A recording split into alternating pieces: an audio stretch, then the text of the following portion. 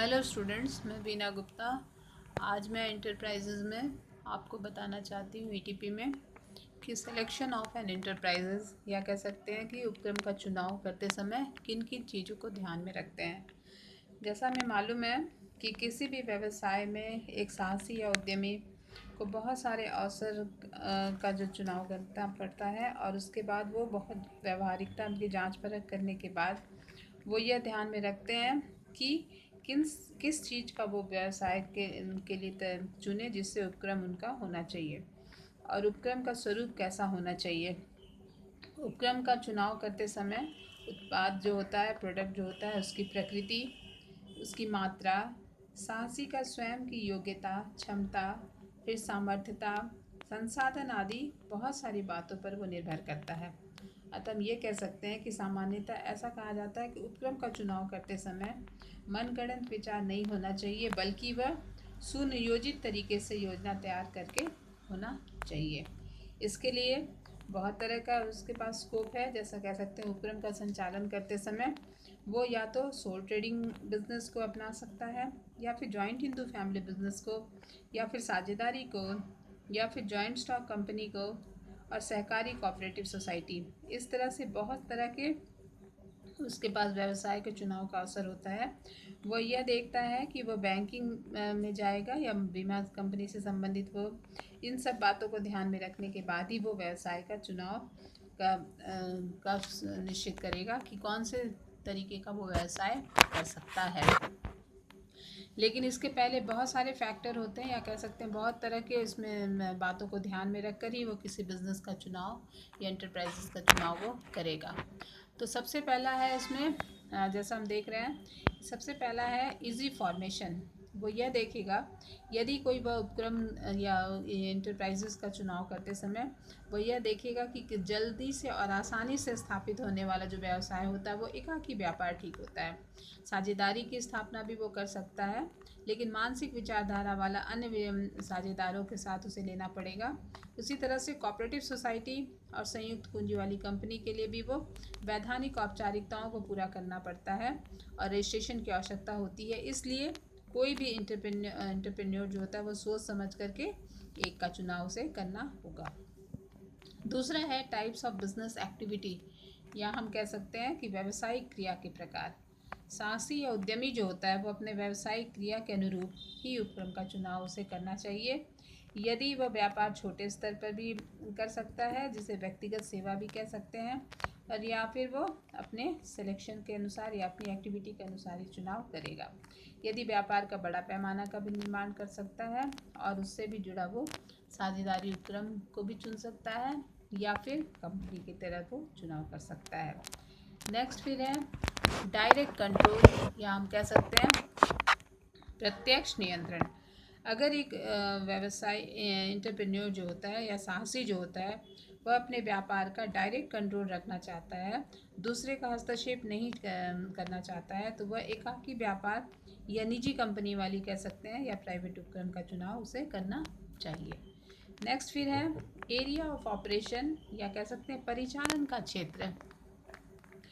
यदि कह सकते हैं कि व्यापार का परिचालन या एरिया जो होता है वो छोटा होता है, यानी हम कह सकते हैं वो लोकल हो, तो एकाकी व्यापार का चुनाव उसके लिए उपयुक्त होगा।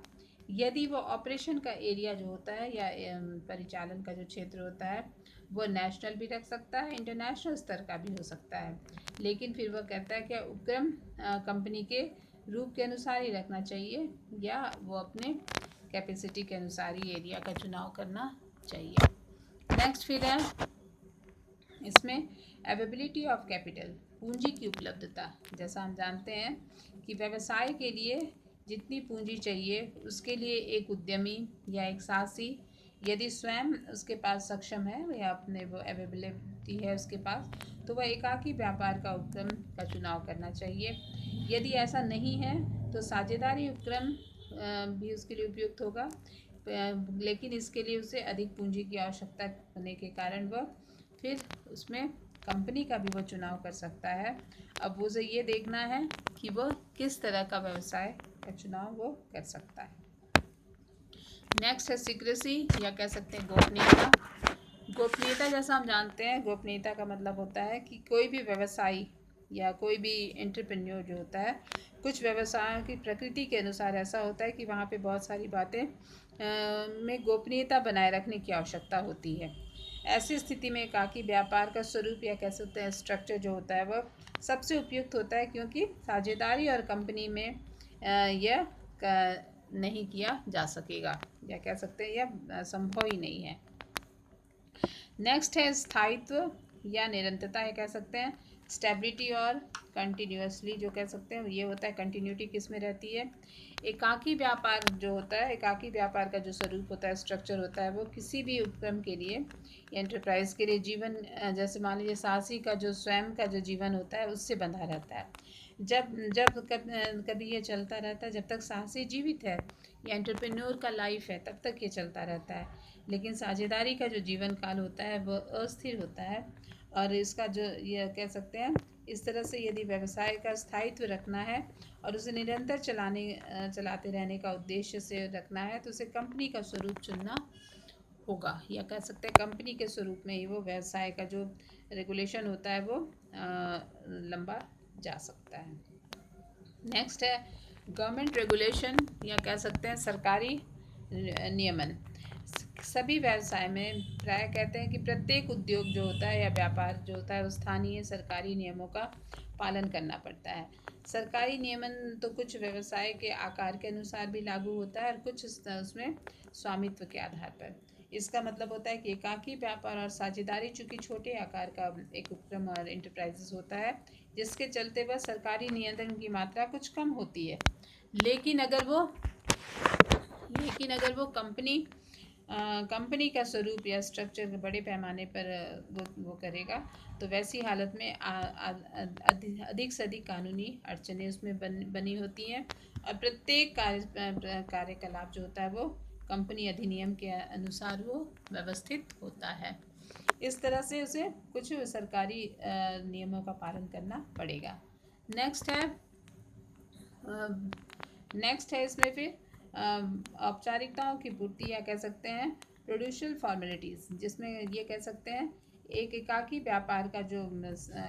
व्यापार या साझेदारी व्यवसाय में क्या होता है कि सामान्य औपचारिकताओं को पूरा करना होता है, जबकि एक कंपनी का अगर वो रूप में संगठन या करता है तो बहुत सारी औपचारिकताओं को पूरा करना होता है, जैसे रजिस्ट्रेशन हो गया, फिर बिजनेस को प्रारंभ या व्यवसाय या कह सकते हैं उसको शुरू करने के लिए कुछ रेगुलेशन होते हैं, फिर है लिस्टिंग करता है, वो अंशों का सूचीबद्ध करना पड़ता है।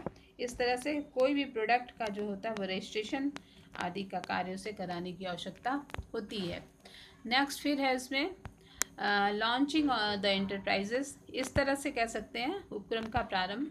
उद्यमी का जो होता है या एंटरप्रेन्योर जो होते हैं वो ये सारे जो फैक्टर्स होते हैं उन पे कार्य करने के बाद ये आवश्यक हो जाता है कि वह आवश्यक संसाधन या रिसोर्सेज जो हैं वो जैसे कह सकते हैं इसमें लेबर की आवश्यकता होती है, मटेरियल की आवश्यकता होती है, मशीन की आवश्यकता होती है, फाइनेंस की आवश्यकता होती है, मैनेजमेंट आदि की जो आवश्यकता होती है उसकी व्यवस्था का आरंभ करना होता है।